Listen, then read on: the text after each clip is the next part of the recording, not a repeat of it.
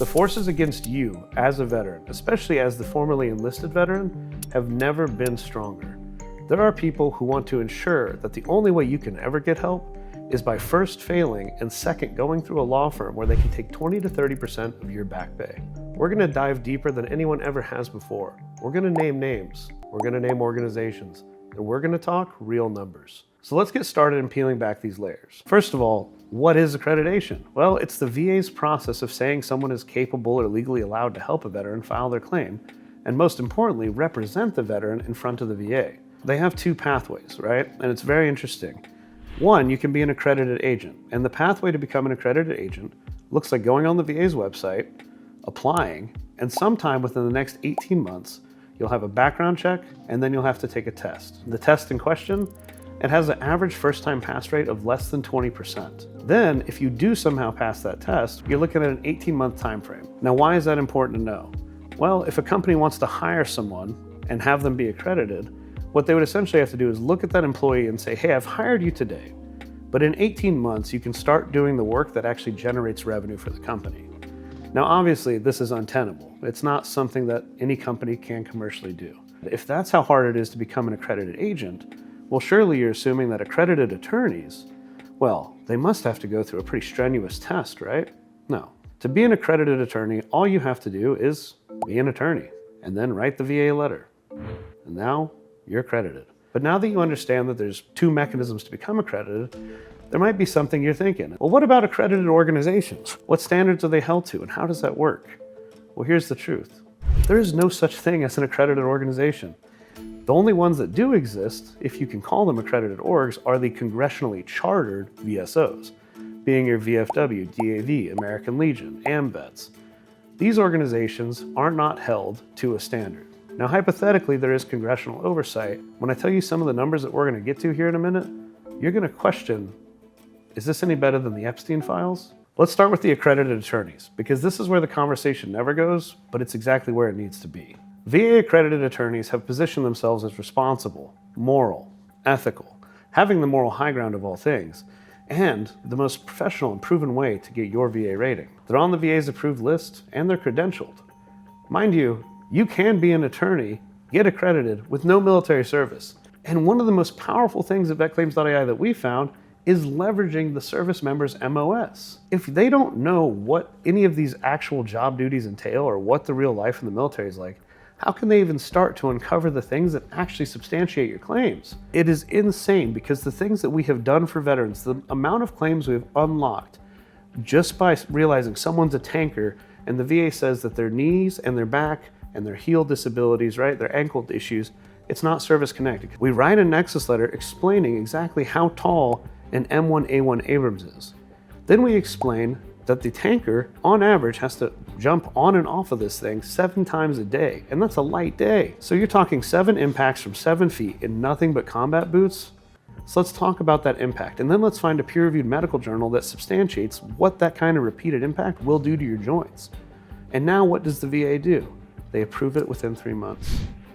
Go to our Better Business Bureau profile. Look at how many of those claims are people saying, man, in 45 days, all they had to do was reference this, and the VA finally was like, oh yeah, and I got my rating.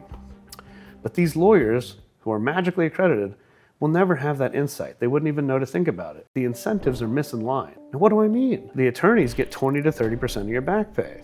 So how do they get paid the most? The attorneys, if anything, are incentivized to make this process take as long as possible. VA-accredited attorneys are getting 20 to 33% of every dollar in back pay that the veterans they help get. Does that sound right? Does that sound like equitable help? It doesn't to me. That's not an allegation. Until the attorney's credit, that's a federal regulation. They don't get to choose their billing model. It just is. This 20 to 30% contingency fee, it's incentive misalignment, it's abuse in my personal opinion, and it's also just like not clear marketing.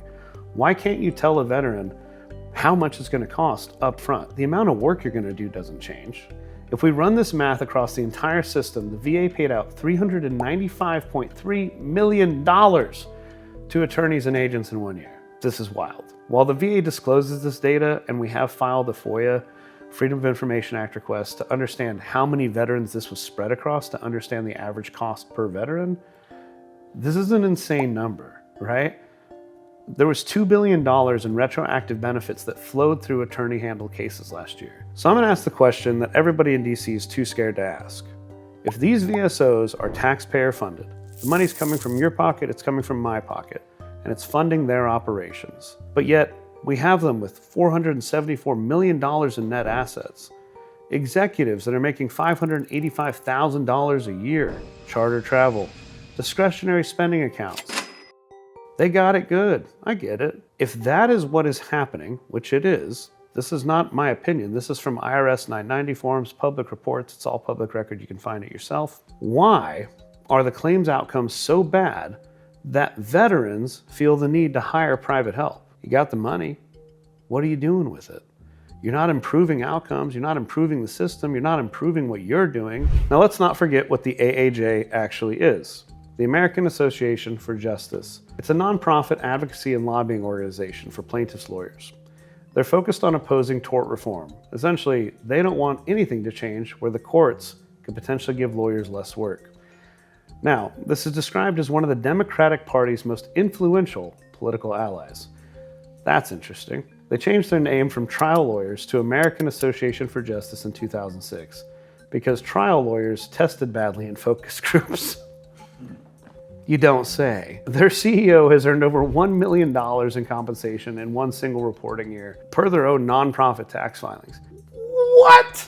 $1 million for the CEO of a nonprofit that does nothing but represent attorneys. How hard is your job? Now you know that this right here, this nonprofit organization with a CEO making $1 million a year to protect lawyers' interests, well, they're fighting against you. They don't want you to have the right to choose who helps you with your claim. They don't want you to be able to use the advancements and innovations in technology to get your rating at a more affordable cost. They don't want you to be empowered. And that is a problem. We're going to be talking about veteran service organizations, the DAV, the VFW, the American Legion. Now, these are the groups who will look you in the eye and say, we are free, we exist to serve veterans. These are not small, scrappy organizations that are running off of goodwill and doing the thing. This is the old guard. They're well-funded, not just by taxpayer dollars, but we'll get into that in a second. Let's look at the DAV. They are just the most aggressive voice on the Claim Sharks campaign. So we pulled the IRS Form 990 on the DAV. That's a public document that anybody can read. You can look it up yourself on the IRS website. The DAV ended 2023 with $474 million in net assets. Their top executive director Edward R. Reese, received $585,000 in compensation. 69 employees received more than $100,000 in pay.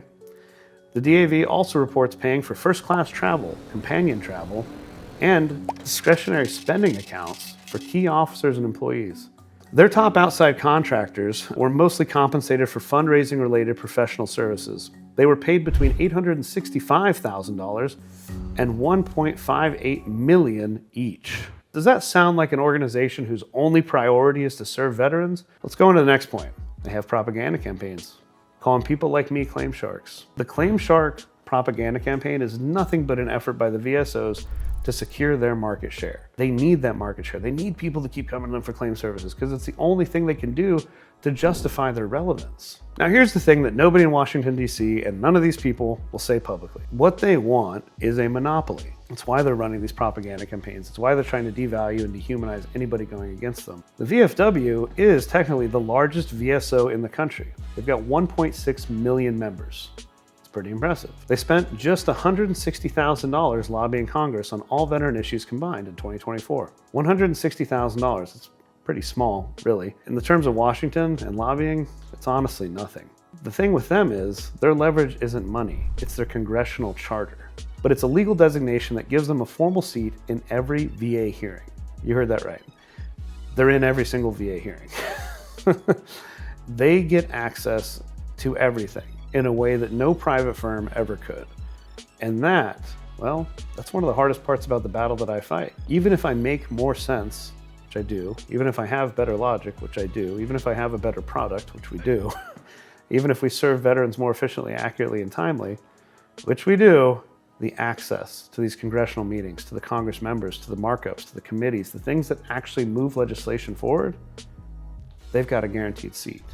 Now, when it comes to the American Legion, it's short and sweet. Their most recent tax filing was flagged by ProPublica. It notes that the organization provided first class and charter travel to key employees or officers with dollars that should be spent on vets.